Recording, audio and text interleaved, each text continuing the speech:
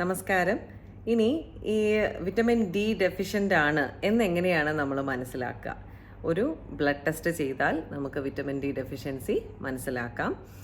ഇതിൽ 30 to 50 nanogram per M L ആണ് ഇതിൻ്റെ നോർമൽ റേഞ്ച് എന്ന് പറയുന്നത്. എന്നാലും 20 നാനോഗ്രാംസിൻ്റെ താഴെ ആവുമ്പോഴാണ് ഇത് ഡെഫിഷ്യൻ്റ് ആണ് എന്ന് പറയുന്നത്.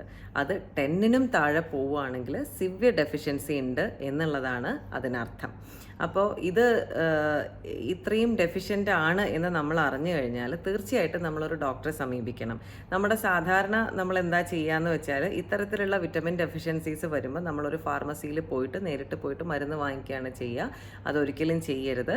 ഒരു ഡോക്ടറെ കണ്ട് കൃത്യമായിട്ടുള്ള ഡോസിൽ തന്നെ നമ്മളിതിൻ്റെ മരുന്നുകൾ കഴിക്കണം. ഇനി മരുന്നല്ലാതെ ഇതിനുള്ള പ്രതിവിധി എന്താണ്? ഈ വിറ്റമിൻ സപ്ലിമെൻസിനേക്കാളും കൂടുതൽ നമ്മളെ വിറ്റമിൻ ഡി എപ്പോഴും നോർമൽ ലെവലിൽ നമുക്ക് നിർത്തണം എന്നുണ്ടെങ്കിൽ അതിനുള്ള ഏക പരിഹാരം നമ്മൾ കുറച്ച് വെയിൽ കൊള്ളുക എന്നുള്ളതാണ്. അപ്പോൾ നമ്മുടെ സൺലൈറ്റിലുള്ള അതിൽ ultra violet A B C അങ്ങനെ 3 റേസ് ഉണ്ട്. അതിൽ അൾട്രാ വയലറ്റ് ബി റേസ് ആണ് നമുക്ക് വേണ്ടത്. അതിൽ ഒരു രാവിലെ 10 മണി തൊട്ടിട്ട് വൈകുന്നേരം 3 മണി വരെയുള്ള അതിനിടയ്ക്കുള്ള വെയിൽ കൊള്ളുക. ഇനി ഈ വെയിലത്ത് നമ്മൾ നിൽക്കുന്ന എത്ര നേരം നമ്മൾ എക്സ്പോഷർ വേണം എന്നുള്ളതും പല ഫാക്ടേഴ്സിനെ അനുസരിച്ചിട്ടാണ്. ഫെയർ ആയിട്ടുള്ള ഒരാളാണെന്നുണ്ടെങ്കിൽ ഒരു 10 to 15 മിനിറ്റ്സോളം നമ്മൾ, അല്ലെങ്കിൽ ഒരു 15 to 30 മിനിറ്റ്സോളം നമ്മൾ വെയിൽ കൊള്ളണം. നേരെ മറിച്ച് നമ്മുടെ സ്കിന്ന് ഒരു ഡാർക്കർ സ്കിന്നാണ് എന്നുണ്ടെങ്കിൽ അവർക്ക് മെലനിൻ കണ്ടൻറ്റ് കൂടുതലായിരിക്കും.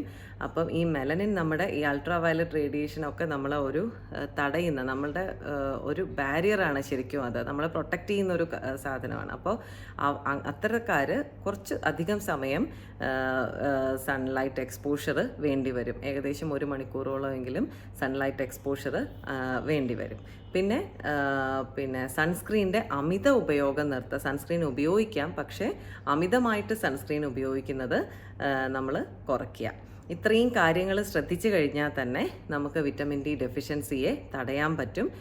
അപ്പം വിറ്റമിൻ സപ്ലിമെൻസിനേക്കാൾ ഏറെ നമ്മളെ സഹായിക്കുന്നത് എപ്പോഴും വെയിൽ കൊള്ളുക എന്നുള്ളത് തന്നെയാണ്. സൺലൈറ്റ് എക്സ്പോഷർ തന്നെയാണ് വിറ്റമിൻ ഡി ഡെഫിഷ്യൻസിക്കുള്ള ഏക പരിഹാരം. ഇനി അതിലും നിൽക്കുന്നില്ല, സിവിയർ ഡെഫിഷ്യൻ്റ് ആണെന്നുണ്ടെങ്കിൽ തീർച്ചയായിട്ടും ഒരു ഡോക്ടറെ കണ്ട് അതിനുള്ള സപ്ലിമെൻറ്റ്സ് കൃത്യമായിട്ടുള്ള ഡോസിൽ നമ്മൾ കഴിക്കാൻ ശ്രദ്ധിക്കുക. Thank you.